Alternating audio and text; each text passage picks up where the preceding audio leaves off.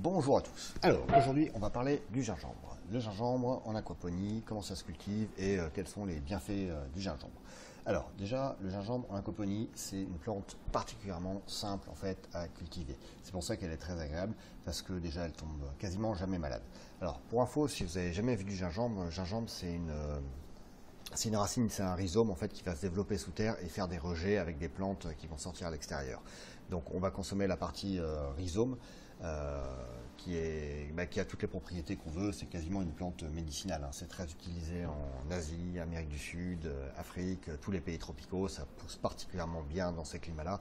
Et c'est pour ça d'ailleurs que c'est intéressant l'aquaponie parce que en fait, l'aquaponie, c'est un système humide, il y a toujours de l'eau qui circule, que ce soit en sabloponie ou en aquaponie classique, sur des graviers ou des substrats comme des billes d'argile, du schiste, peu importe. Par contre, ça ne va pas marcher sur du DWC, sur des radeaux flottants ou sur du NFT, sur des tubes.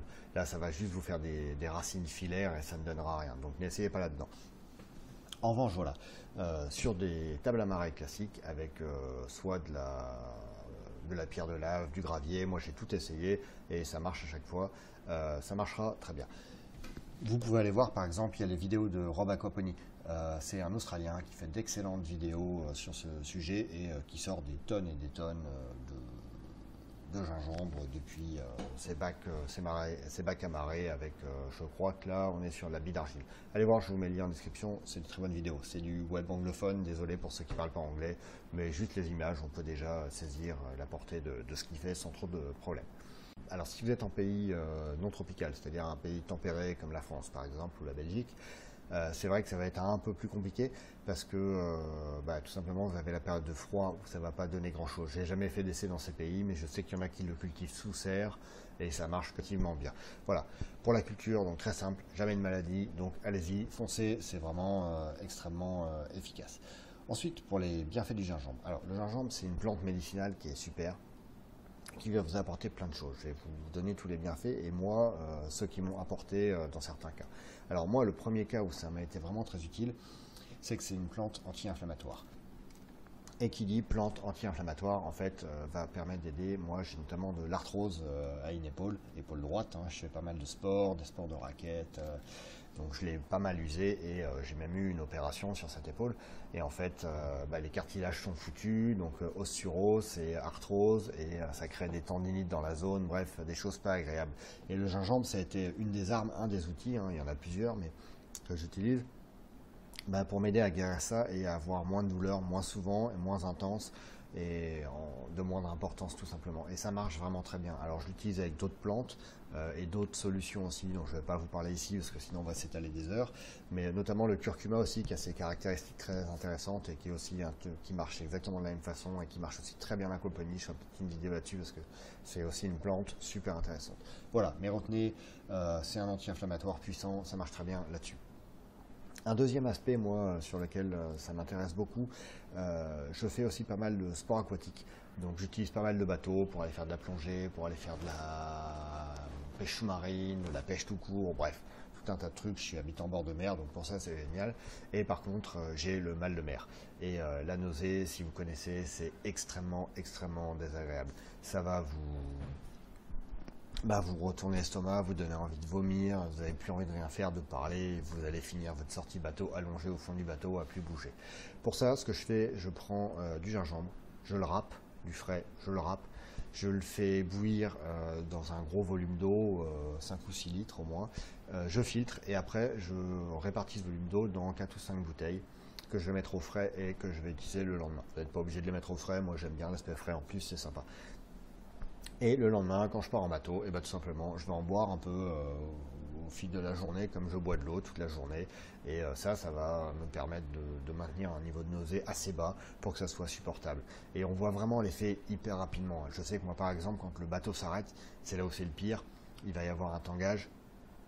Vous êtes occupé à faire d'autres choses, à préparer votre matériel ou quoi que ce soit, et c'est là où vous attrapez une nausée pas possible. C'est comme en voiture, quand vous vous mettez à faire autre chose, à lire ou des choses comme ça, le cerveau comprend plus trop ce qui se passe, ça dérègle tout, et là ça devient extrêmement compliqué. Et là, en buvant ce liquide, je sens vraiment en quelques minutes, voire quelques secondes, le niveau de nausée qui redescend et qui redevient acceptable. Donc pour la nausée, c'est particulièrement efficace, je vous le conseille également. Ensuite, ça aide aussi beaucoup à la digestion. Alors moi, j'ai pas de problème particulier de digestion, hein, mais je sais que c'est réputé pour être une enzyme digestive intéressante. Donc en tisane, si vous avez fait un repas un peu costaud et vous êtes un peu lourd, un peu de mal à digérer, ça peut beaucoup aider. Si vous avez régulièrement des ballonnements, des problèmes de digestion, ça peut aider. Le système immunitaire, c'est hyper important, hein, c'est ce qui va vous permettre de vous maintenir en bonne santé. Et le gingembre est réputé comme étant un antioxydant qui lutte contre justement ce stress oxydatif, comme tous les antioxydants, mais c'est un antioxydant particulièrement costaud. Et ça, le stress, c'est un peu la maladie du siècle, hein. Vous savez qu'on a des gens qui sont en stress chronique à cause de l'environnement, ça peut être du travail, d'autres tas de choses, et ça flingue le système immunitaire, ça fait qu'on est plus faible et qu'on attrape toutes les saloperies qui passent. Et donc bon, si vous êtes en stress chronique, c'est qu'il y a quelque chose qui ne va pas, il y a quelque chose à résoudre évidemment, mais en tout cas, si vous avez des périodes où vous savez que vous allez avoir un stress important, moi je sais que par exemple, quand j'ai des périodes au boulot où je sais qu'on va attaquer une période un peu chargée, un peu compliquée, et je sais que je vais en ajouter plus dans ma nourriture, prendre des tisanes régulièrement là-dessus, etc. Et que ça va être une aide, en tout cas, pareil, encore une fois, juste un outil parmi d'autres, mais une aide intéressante pour lutter contre ce stress. Enfin, il y a peut-être la plus connue et la plus répandue des rumeurs, on va dire, sur le gingembre, c'est le fait que ce soit une plante aphrodisiaque. Alors, moi je ne suis pas tout à fait d'accord avec le fait que ce soit une plante aphrodisiaque, je pense que c'est une plante très intéressante, mais aphrodisiaque ça sous-entend un peu que si en gros vous prenez un verre de gingembre, vous allez commencer à être sexuellement émoustillé, et si vous offrez un verre de gingembre à quelqu'un, il va être émoustillé aussi sexuellement, excité sexuellement, c'est pas ça, c'est pas vrai. Par contre, c'est une plante vasodilatatrice. Et c'est de là que ça vient en fait. Et vasodilatatrice, c'est quoi? C'est que ça va favoriser fortement la circulation sanguine. Et en favorisant en fait la circulation sanguine, et tout simplement, c'est quelque chose. Vous voyez comment marchent les organes génitaux masculins principalement, parce que c'est le plus visible, mais féminin aussi d'ailleurs. Ça a besoin de gros afflux de sang pour se gonfler, pour avoir des érections simplement et plus de plaisir pendant l'acte sexuel, etc. Donc c'est de là en fait que vient cette histoire, et c'est vrai que c'est une plante vasodilatatrice, donc intéressante pour cet aspect. Alors je vais vous mettre en parallèle les 2-3 petits dangers qu'il peut y avoir avec le gingembre. Il faut faire attention, je vous disais c'est vasodilatateur, donc si vous avez des problèmes de pression artérielle, faites attention, vérifiez avant quand même avec un médecin si la prise de gingembre ne peut pas être problématique. Ça peut aussi poser des problèmes de digestion. Alors je sais que j'ai dit l'inverse tout à l'heure, ça aide à la digestion, mais il y en a qui ne supportent pas, comme on ne supporte pas l'ail ou certaines choses, le gingembre, et en trop grande quantité aussi, ça peut brûler un peu l'estomac. C'est une épice, le gingembre, donc c'est très fort. Le goût aussi est très prononcé, ça j'ai pas précisé, donc tout le monde n'aime pas. Après voilà, c'est souvent comme les choses un peu fortes, vous savez, c'est comme l'alcool, le premier verre de vin ou la première bière qu'on a pris, on trouve ça pas très bon, et après en fait on se travaille le palais en le consommant régulièrement et on apprend à apprécier les choses, les goûts viennent avec l'expérience un peu, donc n'hésitez pas à passer un peu cette première étape et vous finirez par aimer, l'apprécier et vraiment même pas en être addict, mais moi maintenant c'est une saveur que j'aime retrouver dans mes plats ou dans mes boissons que j'aime beaucoup. Ouais. Il y a une phrase que j'aime énormément, qui est une phrase du philosophe Carl Jung, qui dit « Privilégier la résolution superficielle des symptômes plutôt que l'exploration des causes profondes, c'est naviguer en eau trouble sans rechercher les étoiles qui guident. » Alors Carl Jung, c'est un philosophe hyper intéressant, mais on ne va pas digresser là-dessus non plus. En revanche, cette phrase, elle m'intéresse parce que là, je vous ai fait toute une liste de bienfaits du gingembre et en fait, ça va résoudre des symptômes. Et si vous ne cherchez pas à résoudre les causes profondes de ces problèmes, ça peut être problématique. Alors si vous savez que c'est des causes, des problèmes momentanés, comme par exemple je disais pour le stress, il n'y a pas de problème. Mais si vous avez des stress chroniques, les choses chroniques, il y a toujours des causes plus profondes et c'est intéressant d'aller chercher ces causes profondes pour les guérir plutôt que simplement utiliser quelque chose qui va vous guérir. C'est particulièrement vrai par exemple pour ce qu'on disait sur le côté aphrodisiaque du gingembre. Généralement, les problèmes, par exemple, chez les hommes d'impuissance, c'est un facteur soit de santé, soit psychologique. Et c'est intéressant de comprendre pourquoi l'évolution nous a doté d'un organe génital qui ne peut marcher qu'avec un afflux sanguin. Quand vous dites c'est pas très efficace, quoi. Il y a des animaux qui ont des os péniens ou des carapaces ou des tas d'autres systèmes beaucoup plus efficaces pour avoir une érection. Et en fait, c'est juste l'évolution qui a mis ça en place pour faire de la sélection naturelle. C'est-à-dire l'évolution, elle ne cherche pas à faire quelque chose de juste, d'égalitaire entre tout le monde. Elle veut juste sélectionner les individus les plus forts, en meilleure santé physique et psychologique. Et tout simplement, un bon afflux sanguin, et ben, c'est signe de bonne santé psychologique et physique, parce que les deux facteurs peuvent influer là-dessus. Et donc, en empêchant ceux qui ont une mauvaise santé physico-psychologique d'avoir des bonnes érections, et ben vous limitez tout simplement la reproduction de ces gens-là et favorisez la reproduction de ceux qui sont en bonne santé. Et tout ce que la nature veut, c'est avoir des éléments en bonne santé qui pourraient continuer à se reproduire, qui pourront transmettre leurs gènes et qui pourront continuer ainsi. Et voilà, et donc ça montre, en fait, pourquoi je vous dis ça?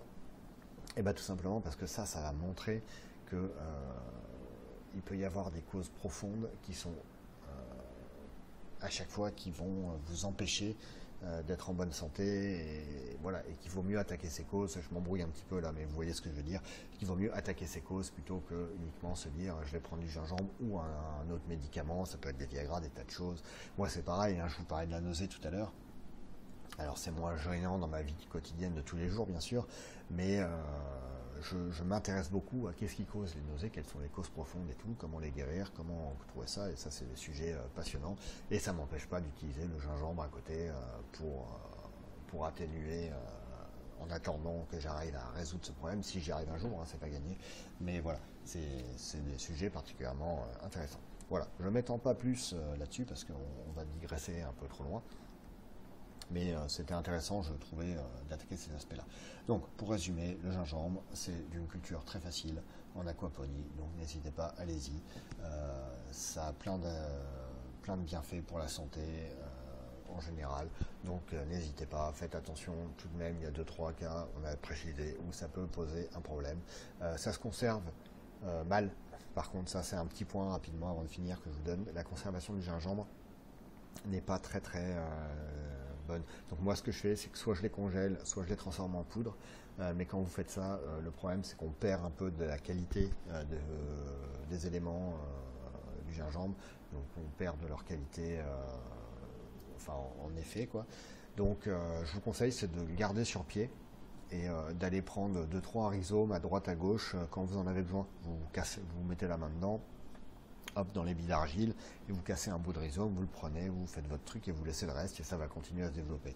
Alors je sais que c'est un peu plus compliqué si vous êtes en climat tempéré, je ne sais pas si ça peut tenir l'hiver ou pas. Essayez à voir, en tout cas c'est la façon dont je marche. Voilà, merci d'avoir regardé cette vidéo jusqu'au bout, à très bientôt, et c'est à vous.